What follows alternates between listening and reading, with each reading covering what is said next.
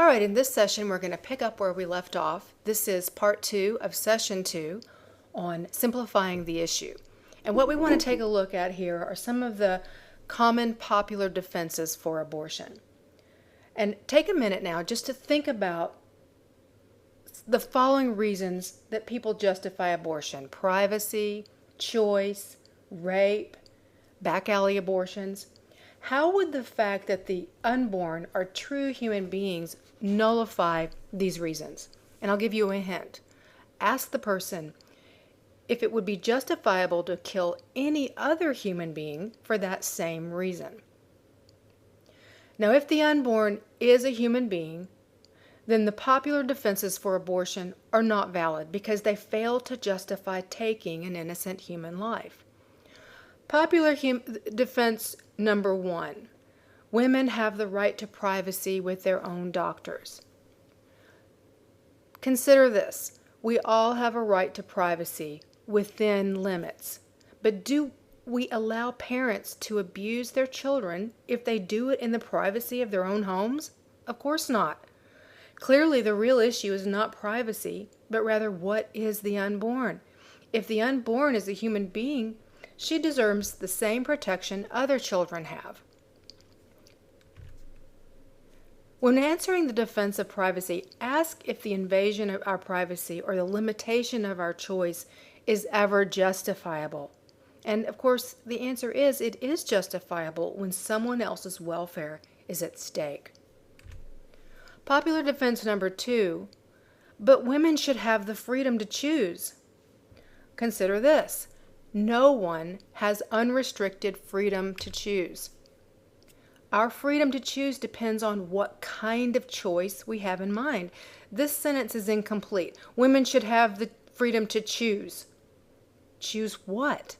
Clearly, freedom to choose is not the real issue. If the unborn is a human being, we do not have the freedom to choose to kill her. When answering the defense of free choice, ask if we can ever choose to harm another innocent human being simply for our own benefit. Again, our freedom to choose is limited if it affects the welfare of another human being. Popular defense number 3: women shouldn't have to carry a child conceived through rape. Now, this is an emotional issue, but consider this: a pregnancy from rape can be emotionally devastating, but why should the child pay with his own life for his father's crime? We would not allow the woman to shoot the rapist after he's been caught for her own emotional relief, would we? If she can't kill the guilty party to make her feel better, why should she be allowed to kill an innocent child for the same reason? Clearly, rape is not the issue. Clearly, if the unborn is a human being, she should not be killed just so the mother isn't reminded of the traumatic event.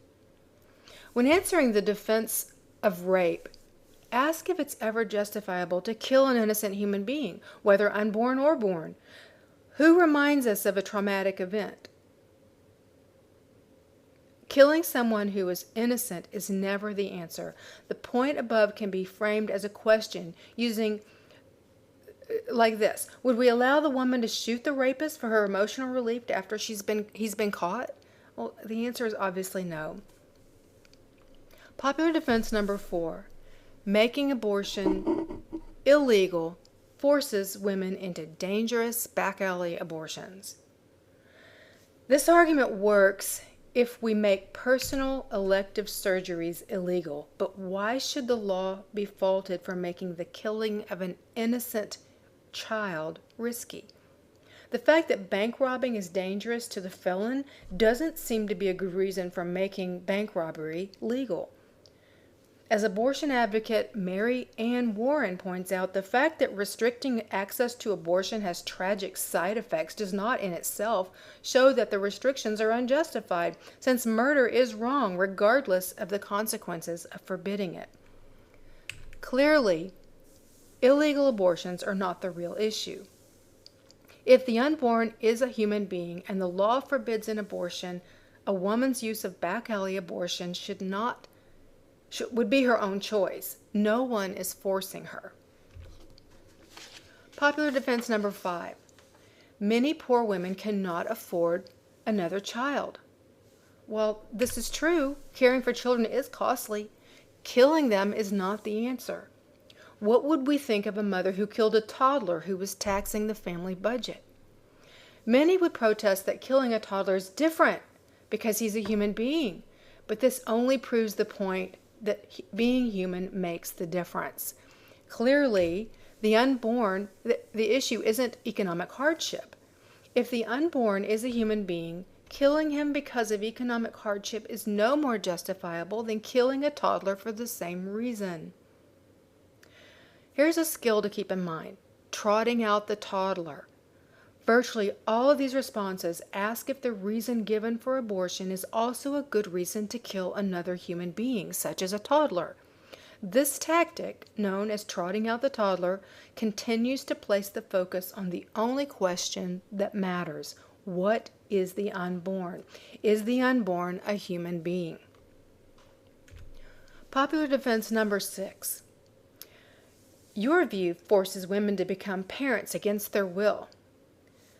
Actually, no one should be forced to become a parent, but if the unborn is a human being, then the pregnant woman already is a parent. No parent should escape her responsibilities by killing her unwanted child. Clearly, the issue isn't unwanted parenthood. If the unborn is a human being, the woman is already its mother and should not be permitted to kill the child just because she doesn't want him. Popular defense number 7. What about when the mother's life is in danger? Our argument concerns elective abortion, not abortion for medical purposes. However, answering the question, what is the unborn, helps us unravel what appears to be a difficult ethical dilemma.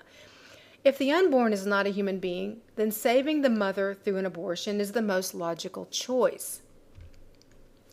If the unborn is a human being, then whatever solution you come to must treat the unborn as fully human and fully valuable, just like the mother is. So remember, you can always start with the illustration, can I kill this? Always emphasize the importance of the only relevant question, what is the unborn? And in the next video, we're going to cover the structure of an argument.